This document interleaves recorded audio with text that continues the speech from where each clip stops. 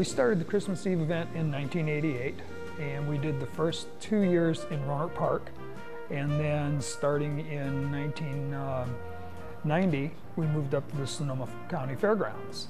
And we've been doing it there every year since, weather permitting. We have been rained out or winded out about 4 or 5 years. So we've been doing this for quite a long time, and it's just a way to give something back to the community for people that are out traveling, going to visit relatives on their way home from work. Something to stop by and see. Just a bunch of giant Christmas tree bulbs is what they look like when they light up. Ballooning is a sport you want to involve a lot of people into, so the ones that you saw that have a lot of people around, a lot of them are family members, friends. We'll occasionally just have people out of the crowd lend a hand. The fan is used to fill the balloon with cold air and get it expanded as close to its full size as possible. And then we add the heat to it, which then causes it to rise. The burners are powered by propane, and it goes through preheating coils so that it comes out in almost a vapor form, not quite a vapor, but almost. And it produces a very efficient flame for flying on. Now the burners that we were using the other night during the glow, we don't use the same setup that we fly with. We use a different burner on there. It's called a cattle burner, a whisper burner. It's very inefficient for flying, but it produces a very bright orange flame, or a bright yellow flame. So that really lights the balloons up so that you can see them from a distance. So we burn a lot of fuel and go nowhere.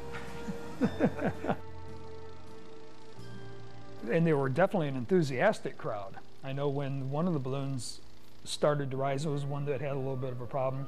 There was just a roaring cheer coming up from everybody around, and I looked over, and that was pretty neat.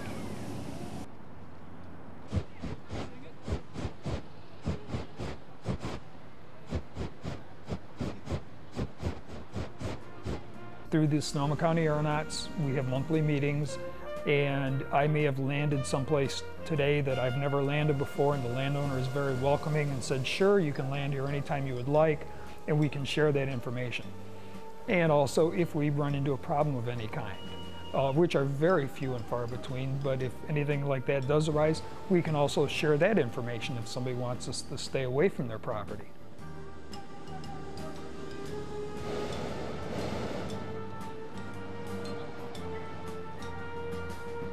To deflate, you just pull that parachute top down and it lets all the air out.